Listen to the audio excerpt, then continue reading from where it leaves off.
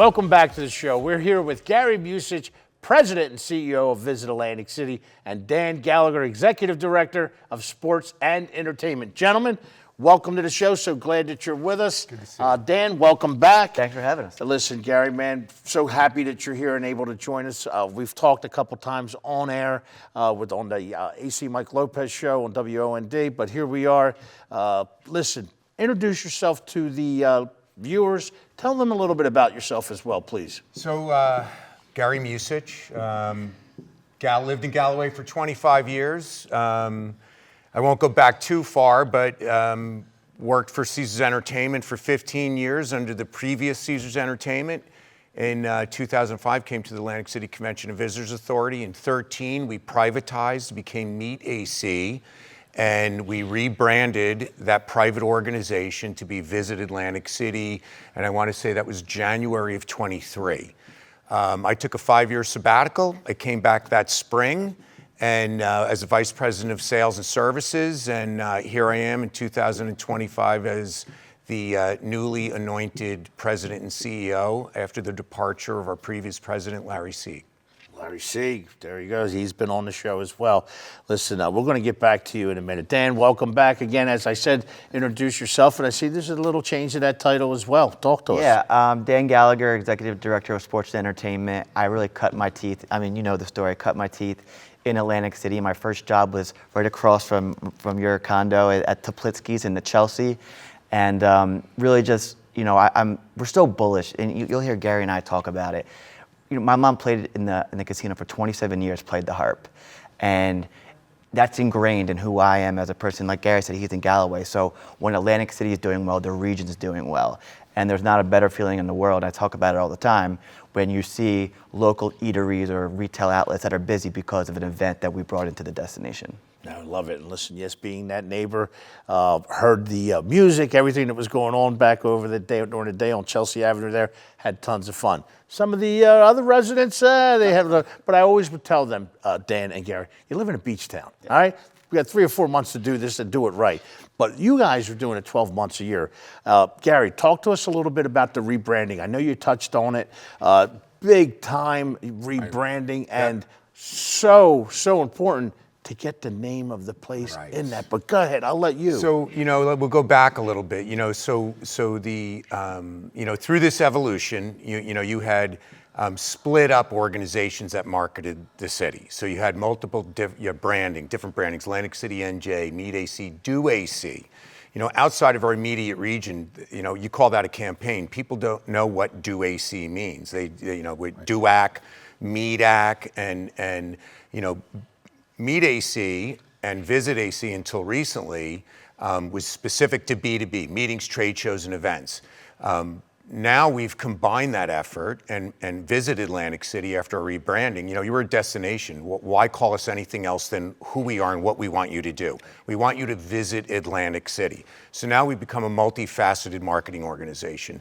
We recently absorbed or merged with the Leisure Marketing Group, and so now Visit Atlantic City is handling all aspects of marketing for Atlantic City. So it's not only group, it's the Sports Commission, trade shows, events, film commission, group tour, leisure branding, and B2B, the meetings, trade show, and events. We represent currently 52% of all of that business that comes into Atlantic City. When you say leisure, you know, talk to the folks about that, because we're always thinking about structured. I get that question quite a bit. So you know, the business is all broken up into a lot of different, right? You have the casino business, you have basic travelers, you have the meeting business, very defined, meetings, trade show, and events. And then you have leisure travelers, people that come down for entertainment. They're coming to enjoy a nice hotel room, a great restaurant, a show, a leisure traveler. We all do. We go to the Poconos, we go skiing, we go to Hawaii. We travel as individuals or as couples or as groups. A different group did that. That's why branding is important, why that's part of all of this. We needed to talk. We haven't talked to that group directly in a long, long time.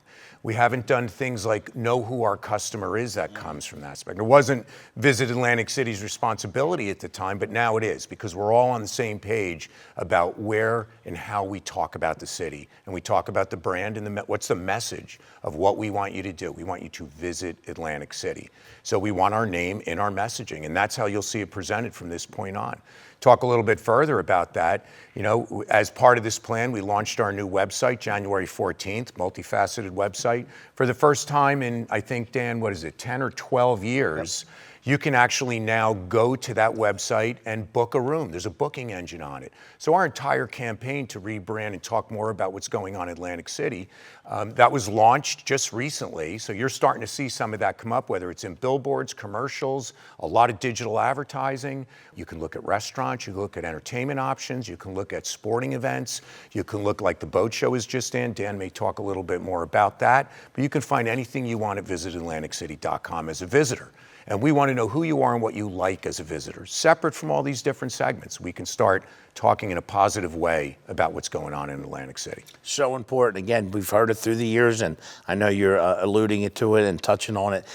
Where do I find this? I didn't even know, or you hear it all the time, whether it's a social media post, radio, or whatever we may do, a personal post. I didn't know that was going on, but to do it the way you're doing and rebranding it and launching that website, I think, again, it's groundbreaking, and it seems simple, not rocket science, but it took someone and a group to do it, and you did it, and thank you so much for that. Right. Dan, when Gary's talking about sports and whatnot, I know we've talked about it quite a bit in the sense that the traditional sports, one of the things that you bring, again, walking into arm wrestling events, pole vaulting, I could go on and on. I always go back to pole vaulting on the boardwalk. But that is so important too, because Gary alluded it to as well. Families coming in, not so much the conventions and whatnot, folks coming in, wow, this is going on, or maybe they did get the word out beforehand with Visit Atlantic City. Talk to us about that. I think the important thing to know about our organization is we're a business development and economic development driver, right? And I think everyone knows how many sleeping rooms we have in Atlantic City. Everyone knows about our casinos and our restaurants. But we don't look at a convention any different than we look at a sporting event, right? At the end of the day, there's still an economic driver to our region. People are using either their corporate card for the meetings or trade shows, or they're using their own personal card to come down here for a sporting event. And Gary touched on who that traveler is. We didn't know who that was for a while. So we're doing a full visitor profile to get a better understanding of, if they haven't been here, why? And what can we do better as a destination to attract more people here? So that wasn't the same way for a while. We don't have that infrastructure that most sports destinations have. So we have to be creative in what we attract and what we bring to the destination. So we use our topography. We use Bader Field, we use the boardwalk, we use beach, convention center, boardwalk hall, our endless ballroom space that we have in our 9 casinos. So you have to be creative about what actually makes sense for the destination. And we've done a really good job of taking a step back and saying, what does that look like for our not only our travelers, but our attendees? And Dan, if I could just jump in, Mike, real quick on that. But if you look at how the event business has changed, right? COVID shut the event business down. And when I say events is all events. It's not just B2B events, meetings, trade shows events, public sporting events, triathlons. Youth sports is also part of the commission and Sports Commission's effort and Dan's effort. And those events in the Convention Center and Boardwalk Hall propped up those buildings coming out of COVID. And I always say, the trade show business came back later than that. And Dan has the numbers on what parents put into that sports for their children and the demographic of that. But there's an argument there to say that type of event, that new segment, really propped up and kind of saved the business in the convention center. There's a lot to be said for that. And how many people attended events last year? 111,000. And Gary always brings that up, and I simplify it and I say, I think the reason that trade shows and conventions came back a little bit slower is because of the ease of access of virtual meetings, right? So you're allowed to go on Zoom. What I like to say is, I can't play you in basketball on Zoom now, right? So, and also for the students and the youth athlete, they need that camaraderie. They need to get out of the house and exercise. So, and going back to, Gary brought up some of the numbers. The average mean for a family to support 2 kids in sports need to have a salary of $250,000, and they're putting $30,000 of that into sports. When I played sports, you played it for your high school team. And that was it. Now you play for your club team, your travel team, your AAU team, and if you have time, you play for your high school team. These are affluent people, affluent demographics that are coming into our destination. And like I said before, they're the ones that are in your casinos and at your restaurants when the kids are in sports. I love it. And listen, it's a great visual. I mean, as we're taping this tonight, in the next week or so, we'll have the New Jersey State Championships, wrestling championships coming in, 8, 9, 10,000 a night a session, as well as going through Tanger outlets. And when you see the kids with basketballs or volleyballs or the cheerleaders, one of the sites that I didn't think that I would see in Atlantic City. I mean, and again, it's been here, and I've been telling folks that, but I'm so glad the two of you are touch on it, Gary. So what happens? This business is all a blend of these things. So let's look at what's happened just in the past 30 days, and we're going to isolate the convention center because I like to talk about that our business in the first 2 months of the year is up. Our new business is up 30%, but you had the pool and spa show. Right. It's now the largest pool and spa show business to business, right? Contractors, manufacturers in the entire United States. Then you follow that up with smaller events, the boat show, youth sports. It's how you make this building and other buildings in the city work. You can't have your eggs in one basket. You got to blend it. It's like putting a puzzle together. How do you make this work? And it's still all about how do we drive economic development in the city and economic impact. Collectively, all this business that just came from Visit Atlantic City was $315 million in 2024 for Atlantic City. And that doesn't include the individual property programs. This segment, Dan, again, the sports, youth, as well as professional. We're going to nail down on the next segment some of the events that are coming in April, spring, as well as summer. It's very important to the men and women. I mean, we think about it, it used to be, and, the fights and this and that and whatnot.